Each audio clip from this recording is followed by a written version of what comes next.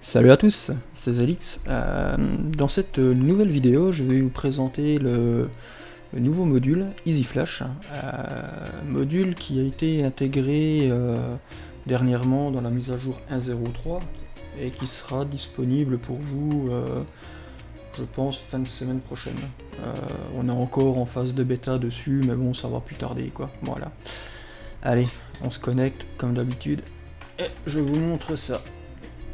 Alors, EasyFlash. Pourquoi et à quoi ça sert? Alors pourquoi EasyFlash? Tout simplement parce que c'est un module qui est composé de 4 étapes et qui va grandement simplifier en fait le flash de vos GPU pour pouvoir augmenter le H tout pourri comme j'ai là. Donc là on est sur mon rig de test qui a déjà bien souffert dernièrement pour ceux qui sont au courant. Donc là voilà, j'ai 3 GPU RX 580 dessus, dont 2 qui sont avec un H à 19 et une qui est avec un H à 25. Donc les 2 à 19 c'est des BIOS, c'est de la mémoire Inix, et celle-ci c'est de la mémoire Micron. Alors hop, on va aller dans le module EasyFlash. Donc voilà à quoi ça ressemble.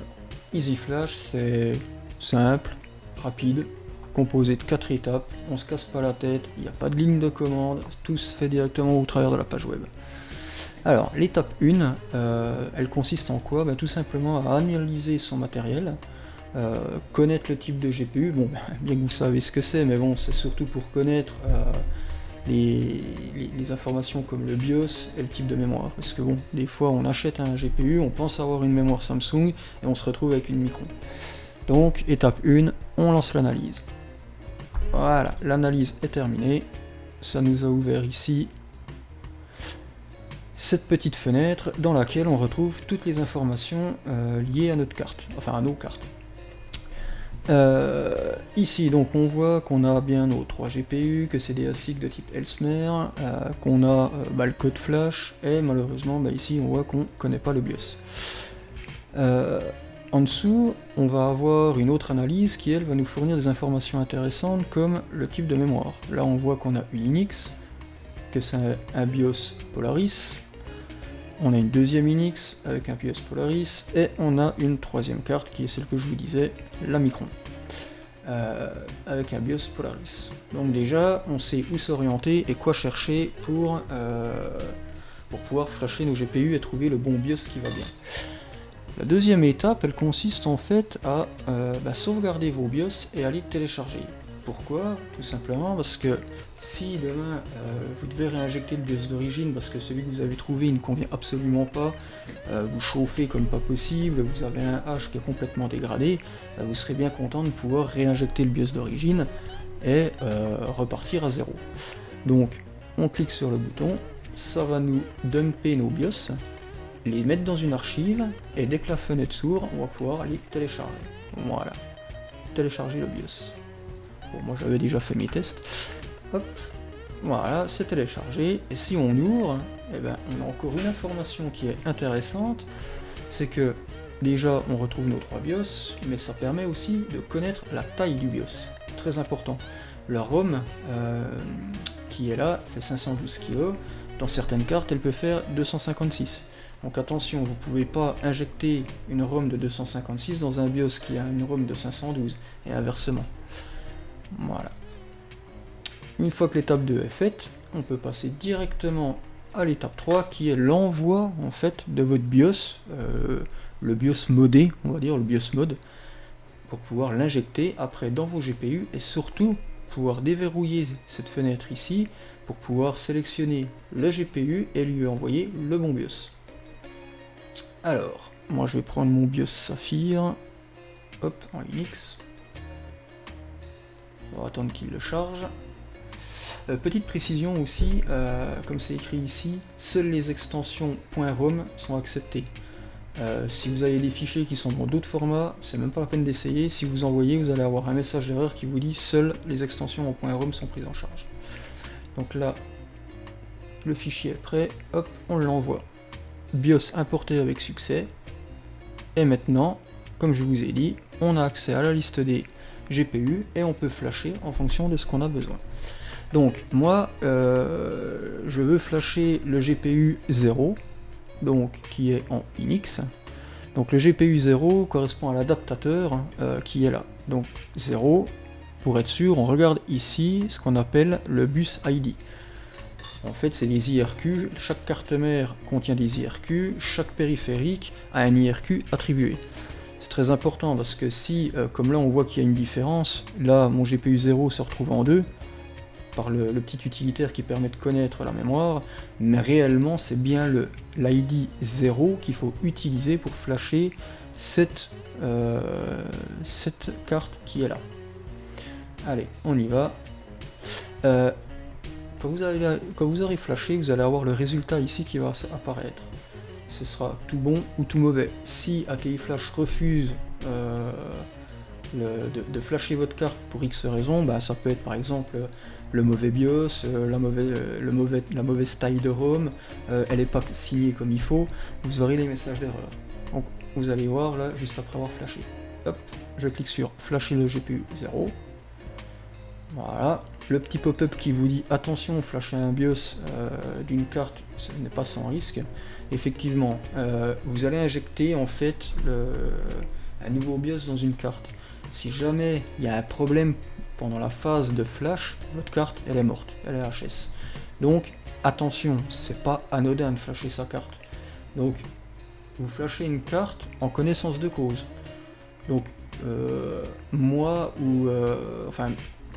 personnellement, puisque c'est moi le développeur, je veux pas être tenu responsable de toute dégradation liée à une carte. C'est bien pour ça que j'ai mis le pop-up ici, et que si vous cliquez sur « J'accepte les risques », vous connaissez les conséquences qu'il peut y avoir derrière. Donc voilà, c'est la petite parenthèse et le petit bémol qu'il y a sur le flash des GPU. Donc, moi, c'est mes cartes, donc c'est pas grave, j'accepte les risques. Hop, on attend, voilà. Et si on descend, et ben voilà, c'est exactement ce que je disais, ici on a un message d'erreur.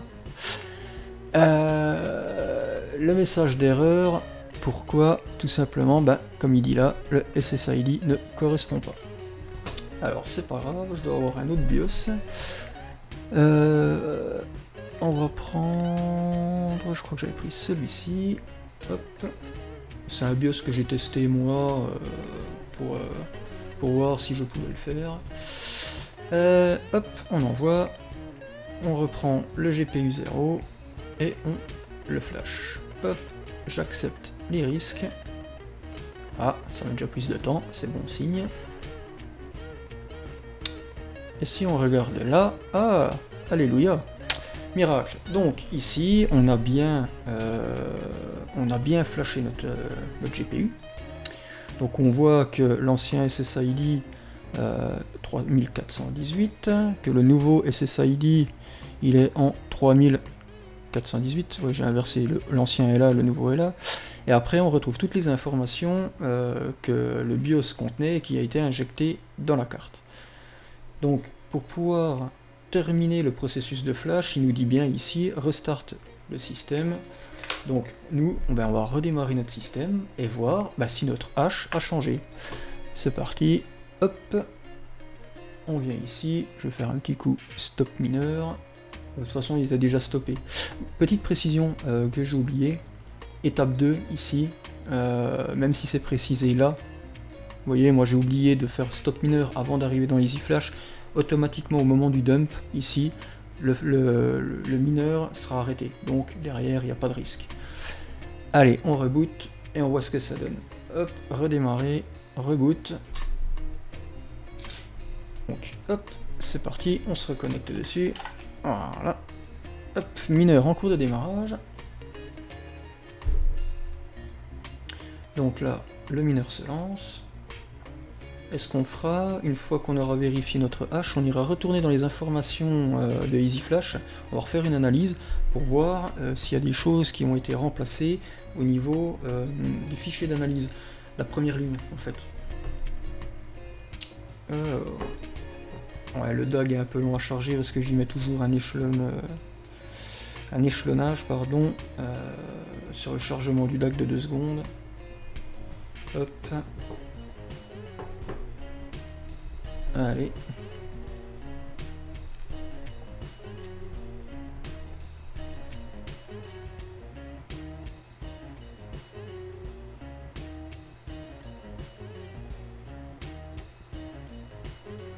Et ben voilà, regardez-moi ça, un beau 29,5. Alors, on a 29,5 mH, notre carte qui n'est pas flashée est toujours à 19, et on a notre micron qui elle oscille entre 25 et 28. Donc ça veut dire que notre flash a été pris en compte, et on n'a pas utilisé une seule fois des lignes de commande, et encore moins du SSH. Alors, on va retourner dans EasyFlash, pardon. Et donc celui-là c'est l'ancien fichier, hein, il est toujours sauvegardé, du moment où c'est que vous n'allez pas en bas ici faire supprimer tous les fichiers inutiles, ça restera en mémoire, donc vous savez exactement, même après reboot, ce qu'il en est du dernier flash. Donc moi je vais tout supprimer, hop, voilà, c'est vidé, et je relance une analyse. Et la première analyse, et ben voilà, on a du nouveau, on sait que maintenant ici, là où on avait tous des X, on retrouve exactement la même chose ici, sur le type de BIOS. Enfin, oui, c'est pas vraiment le type de BIOS, c'est le numéro de série du BIOS, en fait. Voilà, et idem, donc, comme je disais, ici. Donc voilà, on a réussi à flasher une carte en 2 minutes. C'est rapide, simple et efficace. Donc voilà, petite précision encore, sur EasyFlash, j'ai pas intégré les commandes pour forcer en fait l'injection d'un BIOS par mesure de sécurité. Si vous voulez vraiment forcer un BIOS, vous regardez sur internet, vous mettez commande ATI Flash, vous allez avoir toutes les commandes qui permettent en fait de forcer un BIOS dans une carte. Mais bon, moi, au niveau d'EasyFlash, j'ai pas voulu le mettre pour éviter vraiment tout risque, tous les risques liés à un mauvais BIOS ou autre. La preuve, hein, quand on a voulu flasher tout à l'heure, ici, on avait comme quoi c'était pas bon, quoi. Il disait erreur, clairement. Donc voilà. Qu'est-ce que j'ai d'autre à vous dire par rapport à EasyFlash? Ben rien du tout. On a fait le tour ensemble, on voit que ça fonctionne. Voilà, hein, 26, bon bah oui forcément lui il est basé sur les 20 dernières minutes, mais 29 mH, 19 mH, donc voilà. Ben voilà, écoutez, je vous souhaite un bon mining à tous, et profitez bien de cette nouvelle fonctionnalité d'EasyFlash. Allez, à plus tard.